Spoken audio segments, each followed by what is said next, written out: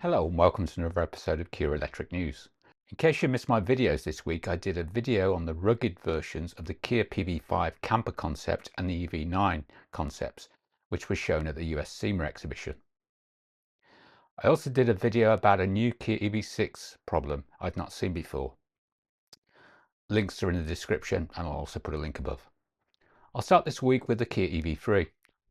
Irish YouTuber Derek Riley mentioned on social media this week that UK and Ireland test drives of the production EV3 will be dropping next week after the embargo ends, so I expect a lot of reviews to appear next week.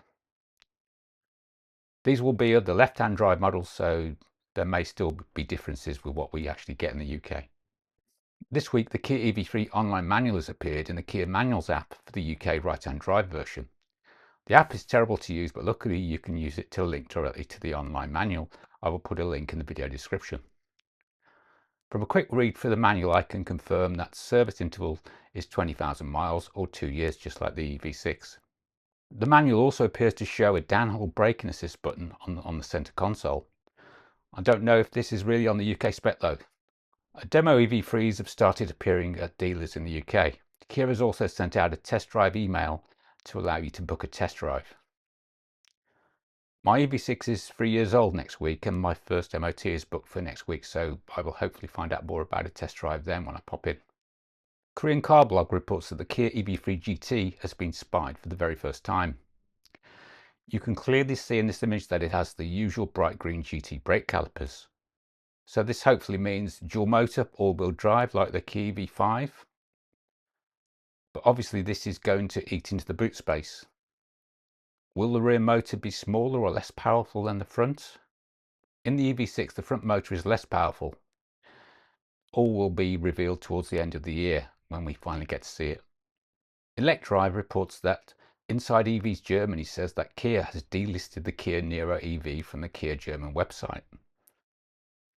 The ICE variants remain though. This follows on from my story last week about my suspicion that the Niro EV possibly being taken off sale in the UK. This does not seem to apply to the US though, since they will not be getting the Kia EV3 in the US until the end of 2025 at the earliest. Hence, Kia USA has released pricing for the Niro EV 2025 model year. Details as follows: there will be 2 trims, Wind and Wave. Pricing: MSRP, these prices exclude $1,375 destination fee. Niro EV Wind will be $39,600. Niro EV Wave will be $44,600. 2025 Niro EV retains its extensive list of features whilst adding even more technology. The rear seat belt pre-tensioners are now standard on both trims, with the Wave trim receiving blind spot collision avoidance assist. Rear with parallel exit as an additional advanced driver assistance system. Niro EV Wind also gets a larger 10.25-inch instrument cluster and rotary dial transmission controller. Whilst the Niro EV Wave gets blind spot collision avoidance assist, rear BCAR, 10-way power front passenger seat, head-up display, home link button located on rear view mirror, available parking collision avoidance rear, available remote smart park assist. Kia EU warns not to install over region maps and infotainment. There is now a warning note on the update.kia.com website in the EU. It says the following: when performing a regular update using the USB drive, please ensure that you select and download the appropriate software version for your specific region. Downloading software intended for a different region, even for the same vehicle model, may result in a failure of the telematics unit. We strongly advise you to carefully select the correct region to avoid any potential issues. Thank you for your attention to this matter. Now, I know a few of you out there have tried downloading other regions, and hopefully you haven't got into this kind of mess. Anyway, you've been warned. CarScoops reports that Kia teases budget crossover with a lounge-like interior for India. The yet unnamed model will reportedly offer ICE and EV powertrain options. Kia published the first teasers of a new SUV offering for the Indian market.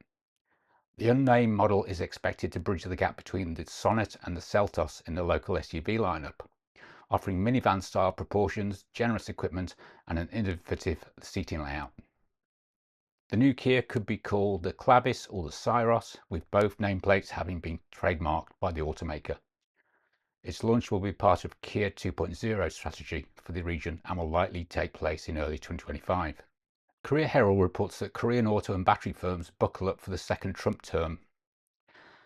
Korean automakers and battery makers now face the daunting task of coping with a second Donald Trump administration, as they try to prepare various measures to weather the storm of uncertainties expected from the next president of the United States.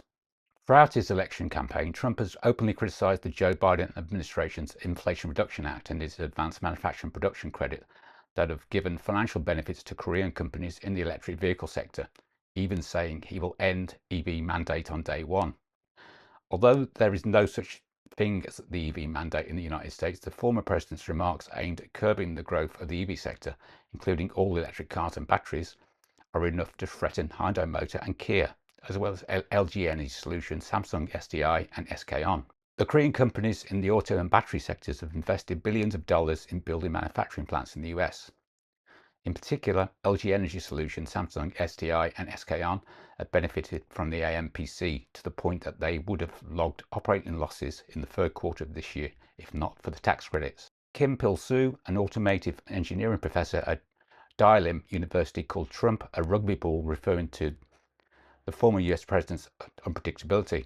Battery companies will especially have a tough time, said Kim. Hyundai Motor will produce hybrid vehicles at the Georgia plant even if Trump cuts down the IRA subsidies, so it can flexibly countermeasure that. Plus, Hyundai Motor's hybrid vehicles are selling well in the US. But batteries are intermediate products, so if original equipment manufacturers do not place an order, that's it. Not only Korean companies, but also the Korean government must activate their Plan B in regard to the US trade protectionism. Yulchon, a Korean law firm, pointed out that Korean car makers will be hit by Trump's higher tariff policy on auto imports, as well as the former president's anti-EV stance, noting that Korea's auto exports to the US accounted for almost half of Korea's total auto exports worldwide last year. Under Trump's trade protectionism, there is a good chance that Korea will be included in the list of countries that will face a 10% universal baseline tariff. The Korean government and companies should cooperate to avoid the high tariffs being imposed on the auto exports and expand support measures to cope with the US regulations on the origin of manufacturing parts and intermediate products. Despite the projected worries, not everyone seems so pessimistic about a second Trump administration. Trump declared that he would scrap the IRA altogether in his campaign pledge, but there was a promise made between Korea and the US and Korean companies that have caused them to invest $43.1 billion to create jobs there, said Lee Ho-jun, an automotive engineering professor at Daejeon University. So it will be difficult for the IRA to be entirely removed. Rather, Trump will move in the direction of reducing the subsidies. So the companies doing business in the US, such as Hyundai Motor and the Korean battery firms, will see some damage, but I do not think it will be severe. Tom Ramage, an economic policy analyst at the Korea Economic Institute of America, dismissed concerns over Trump's possible attempt to get rid of the tax incentives. He said Korean EV and battery manufacturing companies who have already set up in the United States will benefit from being shielded from plans to introduce all-round tariffs on imports. By continuing to invest in America, regardless of what happens to EV promoting initiatives like the IRA, Korean companies can benefit from the Trump administration's domestic industrial policies. So I think Hyundai Group have hedged their bets by building that plant. Also related to that story, KCB, a Korean car blog, reports that the forthcoming Hyundai Ioniq 9 is to be US built starting next year. Hyundai Motor is preparing to launch the 7-seat Ioniq 9 to be made at Hyundai Meta plant starting next year. This was announced by President and Global Chief Operating Officer of Hyundai Motor Company, Jose Munoz. This production expansion marks a milestone for Hyundai in North America. So I think Hyundai and Kia are going to be okay. And finally, Kia has released the full version of the Kia PV5 Weekender Camper video on YouTube. It's a very interesting concept and will be amazing if it ever goes into production. One detail I missed in the video I put out this week was the water and wind turbine wheels. These would generate power from wind whilst the vehicle is parked or moving, but I'm not quite sure how the water turbine works, unless you have to park wheels in a small stream. Anyway, a link to the full version of the video is in the link above and also in the video description. That's all for this week. As usual, links to all stories and videos can be found in the show notes in the video description. Thanks for all the comments, likes and subscribes. And a big thanks to my YouTube channel members for your invaluable financial support. Thank you for watching.